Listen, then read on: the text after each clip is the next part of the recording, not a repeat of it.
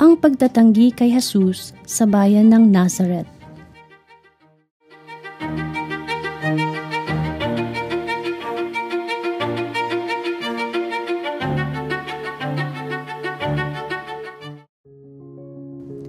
Umalis dun si Jesus at umuwi siya sa sariling bayan kasama ang kanyang mga alagad. Pagdating ng araw ng pamamahinga, si Jesus ay nagturo sa sinagoga. Maraming taong nakarinig sa kanya at sa kanilang pagkamanghay nagtanungan sila. Saan niya natutunan ang lahat ng iyan? Anong karunungan itong ipinagkaloob sa kanya? Paano siya nakagawa ng mga himala? Hindi ba ito ang karpinterong anak ni Maria at kapatid ni Santiago, Jose, Judas at Simon? Taga rito rin ang kanyang mga kapatid na babae, hindi ba? Kaya hindi sila naniwala sa kanya. Dahil dito, sinabi ni Jesus sa kanila, ang isang propeta ay iginagalang ng lahat, maliban ng kanyang mga kababayan, mga kamag-anak at ng kanyang pamilya. Hindi siya nakagawa ng himala roon.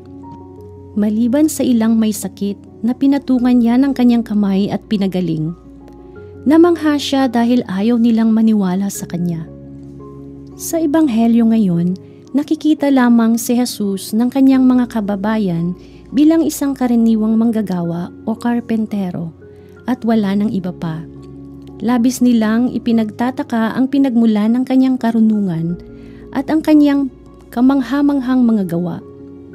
Marahil ay nasaksihan nila ang ilan sa mga ito, ngunit hindi nila makita ang presensya ng Diyos kay Jesus. Hindi nila marinig ang mensahe tungkol sa kaharian na dinadala sa kanila ni Jesus.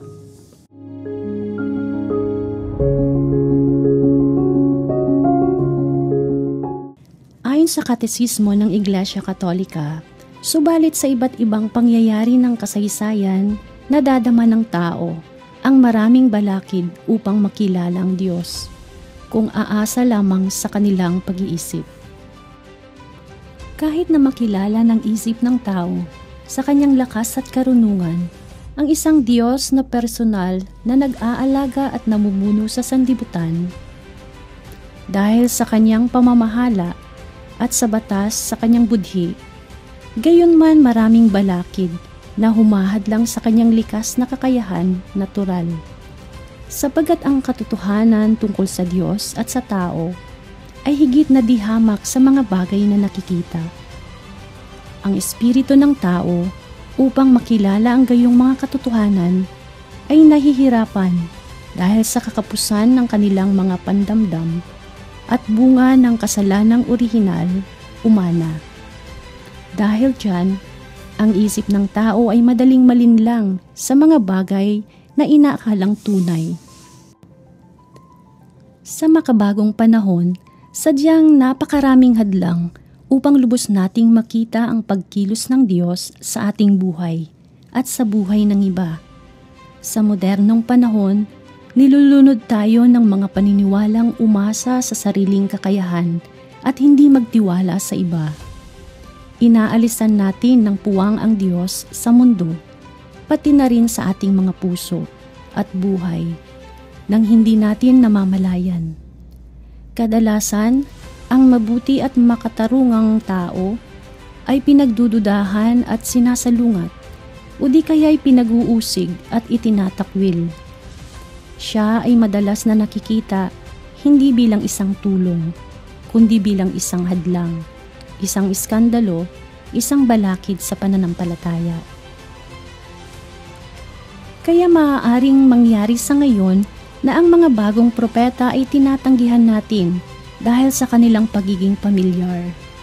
Mas tinatanggap natin ang mga bagay na sinasabi ng mga estranghero kaysa sa sariling mga kaibigan o malapit na kamag-anak at kakilala. Ngunit dapat nating alalahanin na ang Diyos ay pumasok sa ating mundo at sa ating buhay sa pamamagitan ng mga pamilyar na bagay. Kung sapat ang ating pagkilala at pagtanggap sa Diyos, madali natin siyang makikilala na nakikipag-usap sa atin sa pamamagitan ng mga taong pamilyar at mga karaniwang pangyayari sa ating buhay.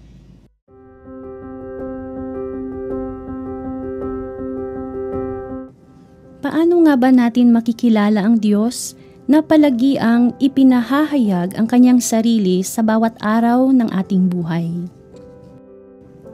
Una, sa pagiging bukas natin sa daigdig. Dahil sa galaw, ayos at ganda ng mundo, maaari nating makilala ang Diyos bilang simula at hangganan ng sanlibutan. Kaya dapat mulat at sensitibo tayo sa kapaligiran at kalikasan na ipinapakita ang mukha ng Diyos sa atin.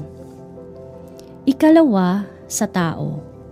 Sa kanyang pagkamulat sa katotohanan at kagandahan, sa kanyang pandamdaming moral, kalayaan at sigaw ng budhi, sa kanyang paghahangad sa walang hanggan at sa kaligayahan, ang tao ay nagtatanong kung talagang mayroong Diyos. Sa ganyang mga tanong, nadadama ng tao na meron siyang kaluluwang espiritual. Sa bawat paghahangad ng tao, kinikilala niyang mayroong may kapangyarihang magpupuno sa kanyang pagkatao at mga kakulangan.